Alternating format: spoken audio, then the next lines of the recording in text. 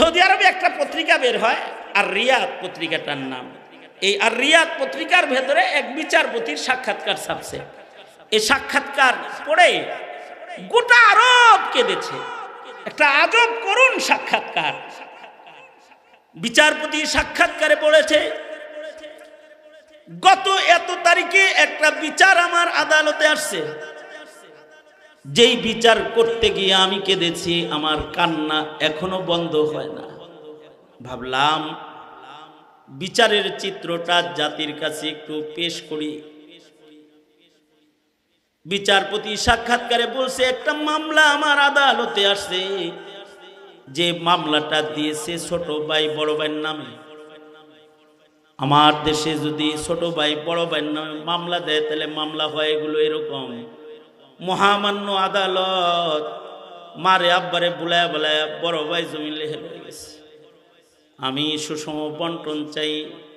মারে ঘুমের বুড়ি খাওয়ায় নিজের অজান্তে মা টিপ দিয়ে দিছে, জমিন লয়ে গেছে গা, ইনসাফ চাই। এগুলো হলো মামলা। কিন্তু এটা একটা আশ্চর্য মামলা। ছোট ভাই আদালতে মামলা করেছে, মহামান্য আদালত একটা মামলা দায়ের করেছে। আদালত গো, আমরা দুই ভাই, আমাদের বাপ নাই, একমাত্র মা আমাদের ধন সম্পদ। আমার মা 17 বছর হয় প্যারালাইজড।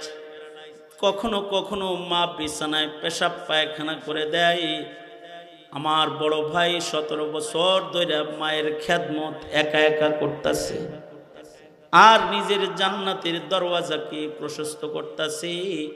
মহামান্য আদালত, ছোট ভাই হিসাবে আপনার কাছে আরজি পেশ করছি। এ মামলার মাধ্যমে আমিও জানি সন্তানের জান্নাত মায়েদের পায়ের নিচে মহান আল্লাহ রেখেছি। বড় ভাই একা একা মার খেদমত করে জান্নাত খুলে যায়, কিন্তু আমাকে মার খেদমত করার সুযোগ দেয় না।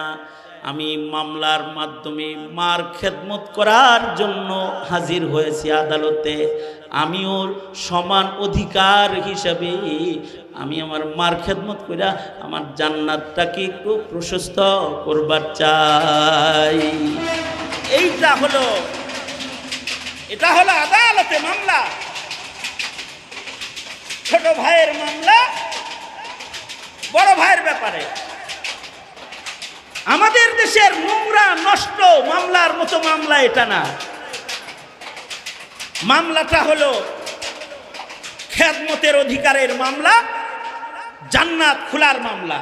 আমাদের দেশের মামলা হলো নষ্ট মামলা, আর এটা হলো একটা আদর্শিক মামলা, যে বড় ভাই মাকে খেদমত একা একা করে, ছোট ভাইও মায়ের খেদমতের অধিকার চায়। এটা হলো মামলা।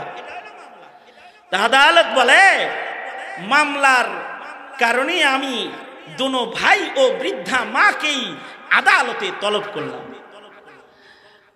তলব করে আদালত বলে, ছোট ভাই কি বললাম, এই মামলা দিছিস কেন? ভাই ভাইয়ের নামে মামলা দে। কি মায়ের সহায় সম্পত্তি আছে কেমন? আমার মার সম্পত্তি হলো একটা আংটি আছে, মার মাত্র একটা আংটি, স্বর্ণের আংটি, আর কিছু নেই। মামলা দিছি এজন্য আখিরাত চাই। এই মামলা দুনিয়া পর মামলা না, এটা আখিরাত পর মামলা। কারণ হলো একা একা মার খেদমত করে জান্নাত সোজা করে ফেলাইতেছে, অথচ সে গরিব, আমি ধনী। আমি ছোট হইলে কি হইব? আমার টাকা বেশি, তার বাড়ি ছোট, আমার বাড়ি বড়, আমার গায়ে শক্তি বেশি, বড় ভাই নিজে অসুস্থ, তাই আমি সুস্থ বদনেও আমার মার সেবা করতে চাই। আদালত বলে, বড় ভাইরে বললাম ছোট ভাই মামলা করছে, তুমি তোমার মাকে ছোট ভাইয়ের ঘরে দেও না কেন? কারণ কি? বড় ভাই চোখের পানি ছেড়ে দিয়া বলে, আদালত, ও ছোট মানুষ, আমি দীর্ঘদিন মার পেশাব পায়খানা সাফ করতে করতে আমার একটা অভ্যাস হয়েছে, এগুলো আর গন্ধ করে না আমার কাছে। হঠাৎ করে যদি মাটারে ওর ঘরে দিই, খেদমত করতে যায়, কোনো কারণে যদি ও মারে কষ্ট দিয়ে ফেলায়, বৃদ্ধা মা আমার কষ্ট পাওয়া যাবে।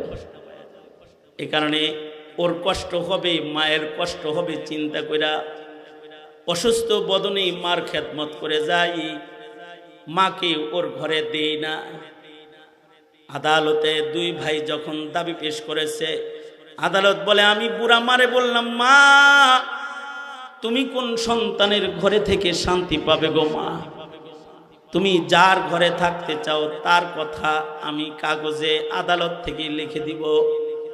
আদালত বলে, আমি এই কথা বললে মা একবার ছোট ছেলের দিকে তাকায়, একবার বড় ছেলের দিকে তাকায়। ছোট ছেলেও হাত জোর করে কান্দে আর কয়, মা আমার নাম বাদ দিও না।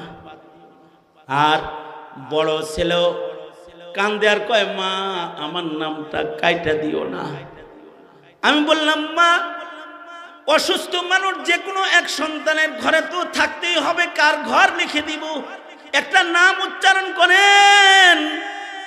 মা আদালতে দাঁড়ায় বলে, মহামান্য আদালত, দুনিয়ার আদালতে আমার কোন সন্তানের নাম উচ্চারণ কইরা এক সন্তানের সামনে আর এক সন্তানরে আমি খাটো করতে চাই না। আমার দুটোটা হীরার টুকরা সন্তান, আপনি যার ঘরে আমাকে দিবেন তার ঘরে আমি থাকবো। আমি মায়ের কাছে আমার দুটো সন্তান সমান।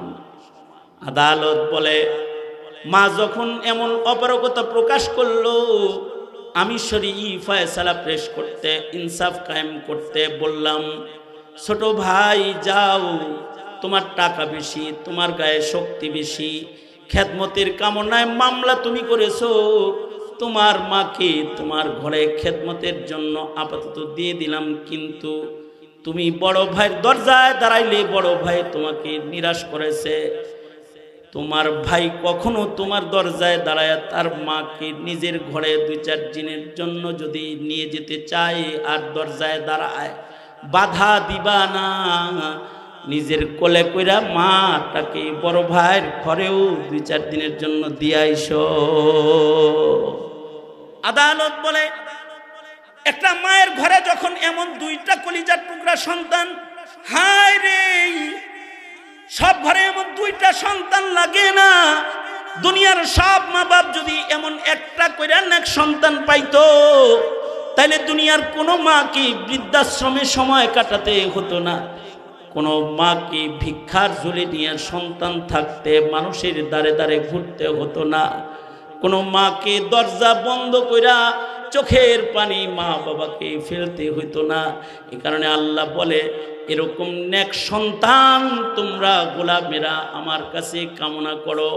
রব্বানা হাবলানা মিন আজওয়াজিনা ওয়া যুররিয়াতিনা কুররাতা আয়ুন ওয়াজআলনা লিল মুত্তাকিনা ইমামা। একটা ভালো সন্তান পিতা মাতার শেষ জীবনের সবচেয়ে উত্তম সম্বল। যদি এরকম একটা সন্তান কারোর ঘরে থাকে, তার ঘর যদি বিল্ডিং নাও হয়, যদি বৃষ্টি এলে তার ঘরে যদি পানিও ঝরে, তো তার ঘরটা সুখের ঘরে রূপান্তরিত হয়। আর ডুপ্লেক্স বাড়ির ভেতরে যদি একটা মদখোর সন্তান থাকে, তো ডুপ্লেক্স বাড়ি সজ্জিত ঘরটাই দোজকের জ্যান্ত খণ্ড হিসেবে গণিত হয়।